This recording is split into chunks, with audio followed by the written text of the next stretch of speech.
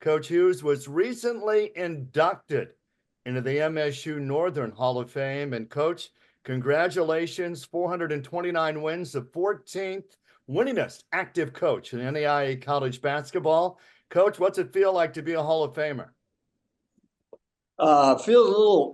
Feels a little unusual, I guess. I actually we had a couple guys going into the Hall of Fame that were former players, and when they had their meeting, I was checking to make sure and see that they actually had gotten chosen. And I said, "Hey, did Andrew and Tom get chosen?" They came out and said, "Yeah, they did, and so did you." And I was I was I didn't know what to make of that. In fact, I asked him, does that mean I'm done coaching, or do I get a still coach, or what's that mean?" So, no, it's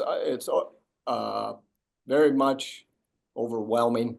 I never got into coaching really thinking about anything. Then I love basketball, and I wanted to see where I could go with it and follow it. And it's unbelievable to me that I got into a Hall of Fame with so many great other Hall of Famers here at Northern. And I'm still very much humbled, and it's appreciative of that people see me that way and feel like I've done enough positive to warrant a Hall of Fame induction anywhere, let alone at Northern.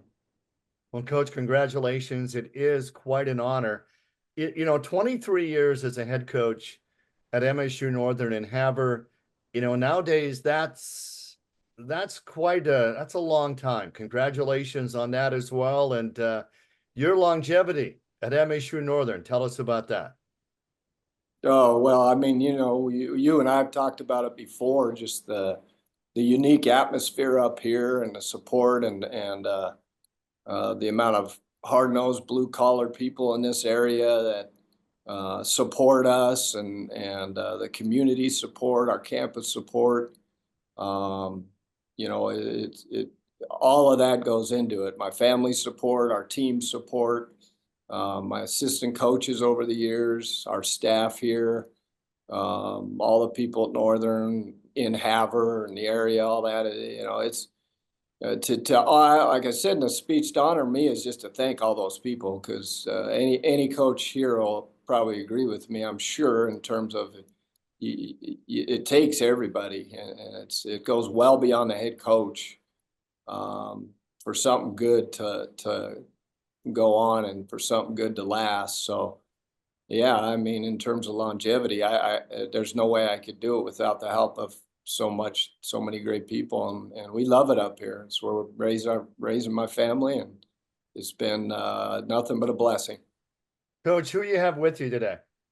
I got Rogan Barnwell from Great Falls, who I think you're familiar with, and Xavier Bailey in his senior year, played for us last year, and from Renton, Washington, and both great leaders on our team. Can't say enough great things about these two sitting next to me. And like the other coaches have mentioned, it starts with your leadership. And these guys are nothing short of great leaders, and should play a big, important part in things this year once again. Coach, tell me about your returning players and any new recruits. Yeah, we're not quite as ready for a game, I think, as maybe Coach Isaacson and Carroll College and that, listening to them talk, because we've got a lot of new guys, and so we need a little bit more work yet. But we've got some time, which is good, and the signs are great. Love in the room, competitive practices. So we've got eight returners and 10 new guys in the room, 5 of which are freshmen. And so getting them up to speed and getting all the new guys up to speed and having it all work together. And these guys are working hard. We've been digging into every facet of everything, and training and conditioning and practices. And film work and weight room work and all that stuff. They really are. It's a great group of guys. We've talked about that before. I do think we recruit great guys here, and this year's no different. But yeah, I think we've added, I really believe we've added more depth and some more size and some more firepower and all those things that we needed to do. We were a little thin last year, especially going through all those injuries, and that really hurt us. And so we want to try to ensure that no matter what, we're going to be able to keep practicing well and playing well. And those guys last year gave it everything they had. We just were a little short on the numbers and stuff. And so it's been refreshing. The room has been great energy. Every practice I feel like it's been great in terms of, accomplishing something. And so we've got some work left to do, but I really like this group of guys, and I got great respect for the league. So it's not going to be easy by any means, but I think we got a chance to do something. Coach, tell us about your non-conference schedule and who you tip off with. Yeah, we open up with Embry-Riddle. I mean, we've got our first 8 games are quality NAI competition, and Calpac, Cascade, North Star teams, and 5 of those 8 are on the road.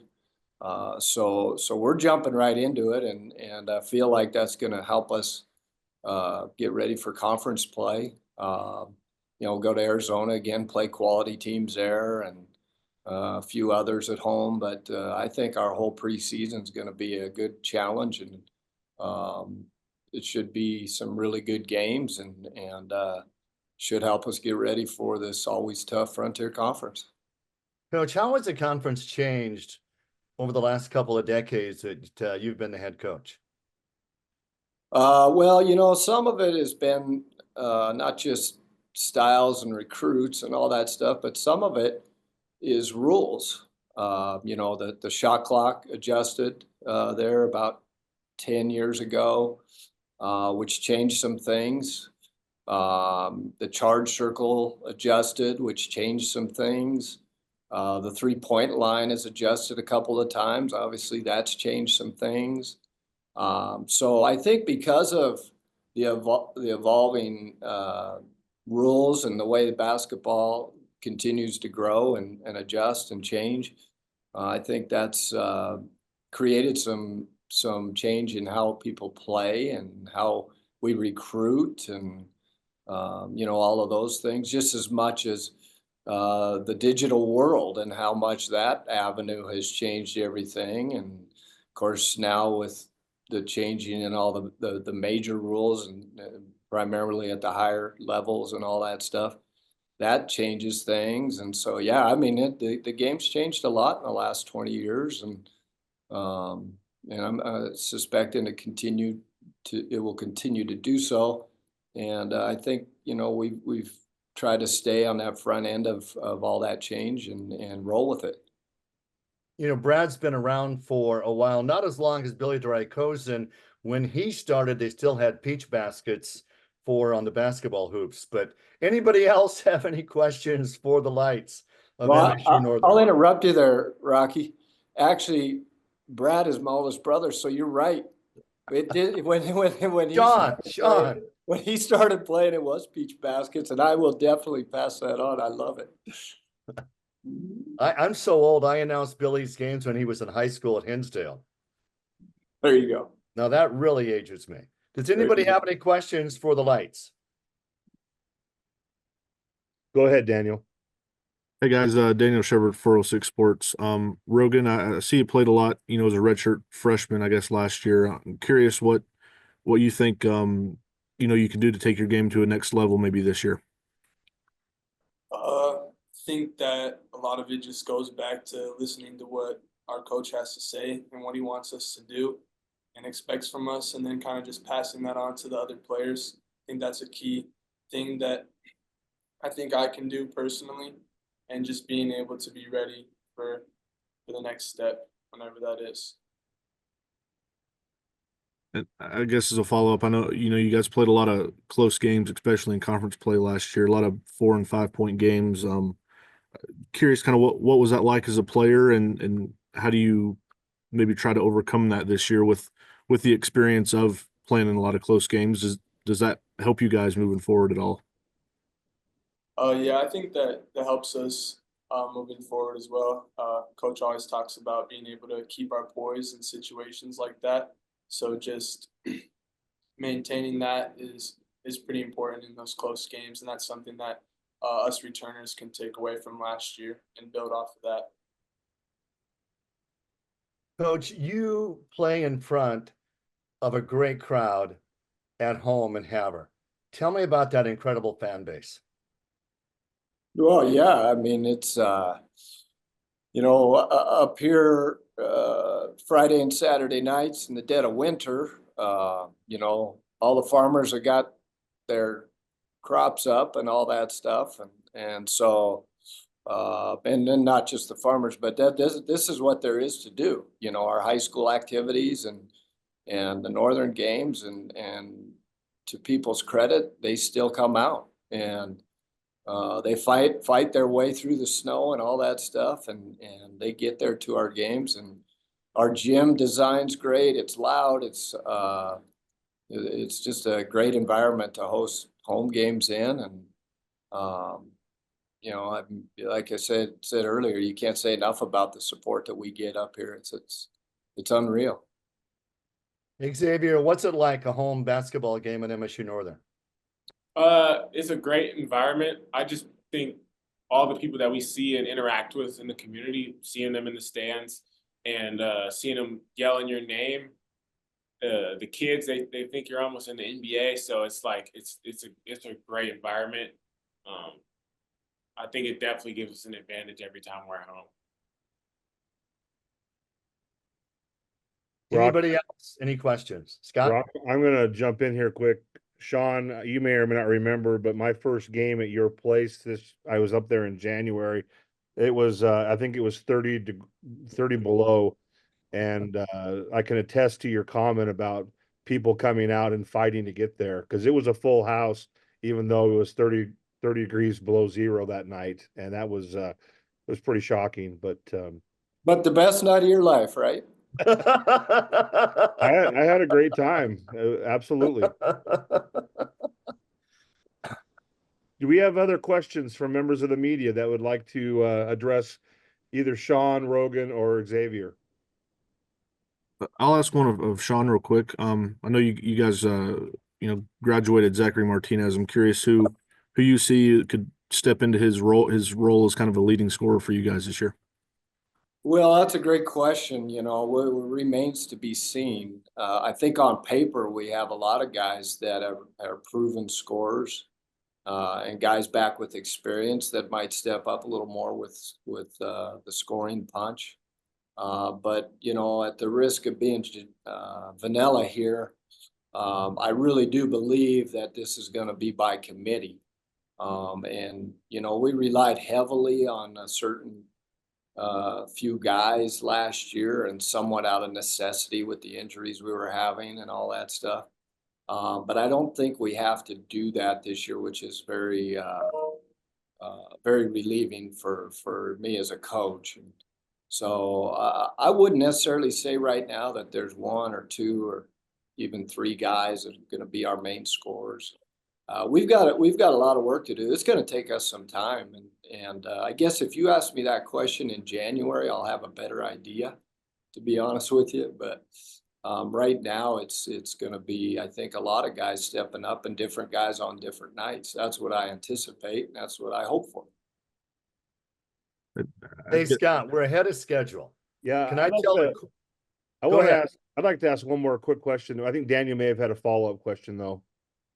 Yeah, I just wanted to ask about DeQuan Watson. I see he's not on the roster anymore. Is he still with the program, Sean? No, he's not. Okay, thank you. But he's playing at St. Martin's now, I guess, to give you more information. So, yeah. Xavier, as you enter your senior year and as you advance toward graduation, tell me a little bit about what it means to you to have to be on the precipice of getting a degree from Montana State University Northern, and what that means to you and your future. I'm getting a business degree, so I think the business program is great here. It's a smaller school. We have a 1:14 student to teacher ratio. A lot of my classes are smaller than that, so they've kind of equipped me to be able to navigate in the business world. I'm looking at getting into some kind of sales, so I think that it's been great. And I think just playing here, and as you guys probably know, being an athlete, it kind of equips you to being a leader a lot better than just people in the workforce. So I think the degree here has helped me a lot. Sounds like we're gonna have to have someone at marketing to have you to vouch for the value of a Montana State Northern degree. Thank you for your answer. Coach, players, well done. Best of luck this season. Thank you, Rocky.